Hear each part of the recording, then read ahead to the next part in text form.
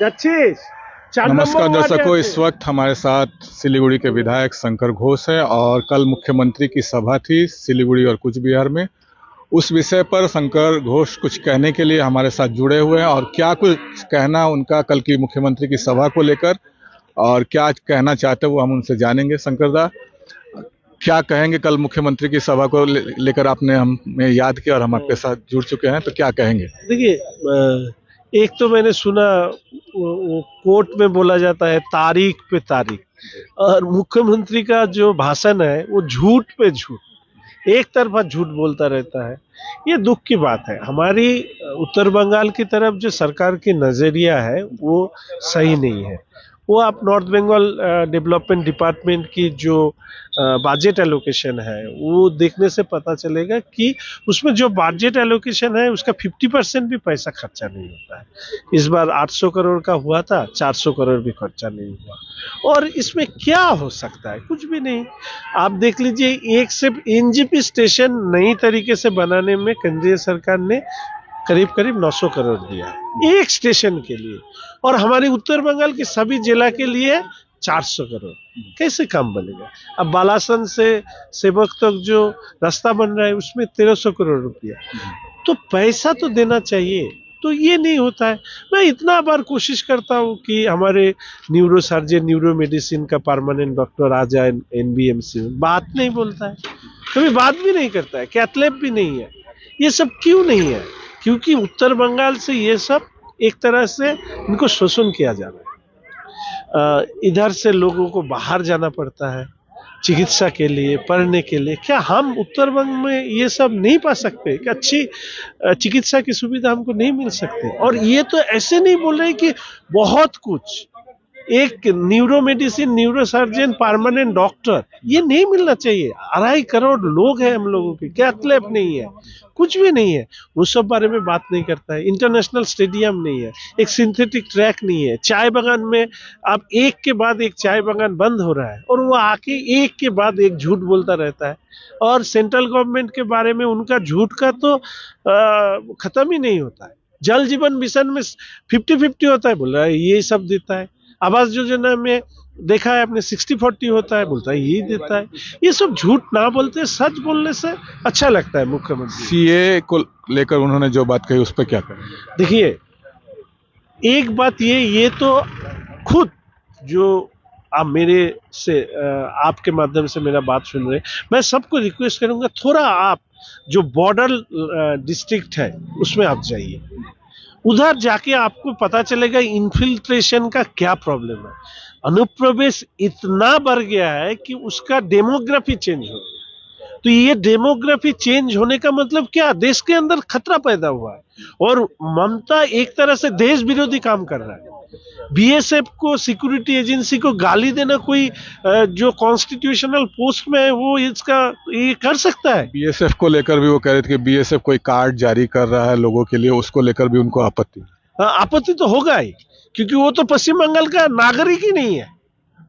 वो तो चाहता है कि ये पश्चिम बंगाल फिर से बांग्लादेश के साथ जुड़ जाए। मुख्यमंत्री का कहना था कि बीएसएफ को कोई अधिकार नहीं इस तरह का कार्ड जारी करने। तो वो चीफ मिनिस्टर होके ये बात जाके सेंट्रल गवर्नमेंट से बात करे। खुलेआम ये सब आप बात कर सकते हैं, अधिकार है या नहीं है ये तो सेंटर स्टेट अपने आप बात करके ये बात कर सकता है। बीएसएफ तो अकेला हमारे इधर नहीं है। हाँ, बहुत सारे सिक्योरिटी एजेंसी बहुत सारे जगह में हम ये लोग काम कर रहे हैं। बीएसएफ है, एसएसबी है, बहुत सारे हैं। बहुत सारे बॉर्डर में हमारे सिक्योरिटी फोर्सेस है।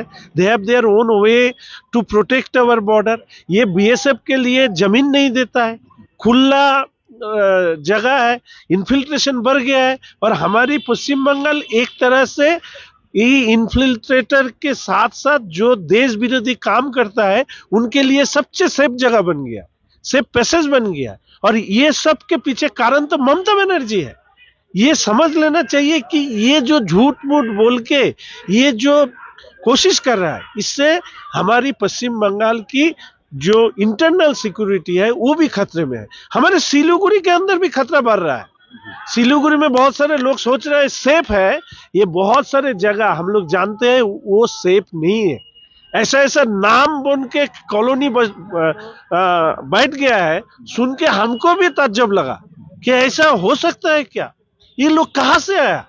रोहिंग्या है या क्या किस है? इलाके के बारे में आपसे नहीं, मैं मेंशन नहीं करना चाहता हूँ, क्योंकि एक इलाका का मेंशन करना ये इस सब बारे में सही नहीं लगता है। मैं इसके बारे में ऑलरेडी मैंने ये बात बोला है, और दोज हु आर उनको जो इनको देखना है उन लोगों के पास मैंने रिपोर्ट भी दिया है कि इधर का डेमोग्राफी चेंजेस हो रहा है, so you should take some action.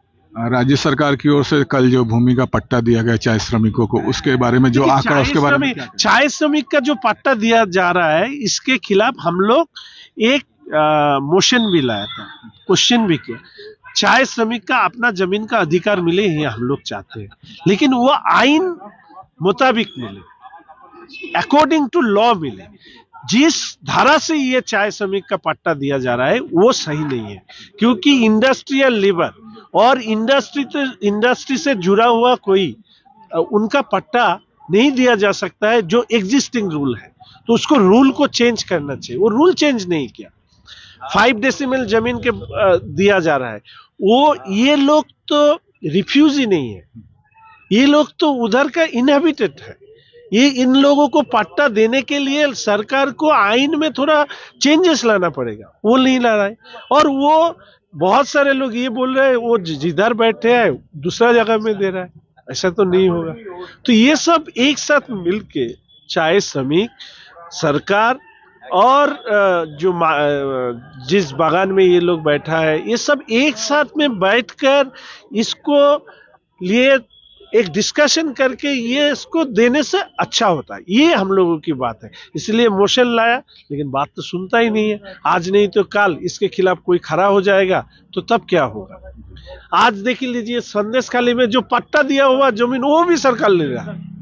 तो इस सरकार का कब क्या करता है वो तो सरकार भी मालूम नहीं है। तो इसीलिए हम लोग ये ऐसा डर है कि बाद में ये सब पट्टा देने में जो गलतियां किया जा रहा है, ये कभी श्रमिक के ऊपर भारी ना पड़ जाए।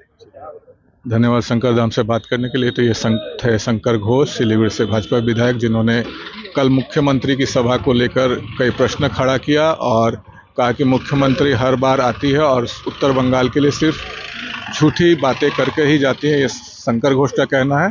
तो आप यूं ही हमारे साथ बने रहिए और देखते रहिए खबर समय हर समय।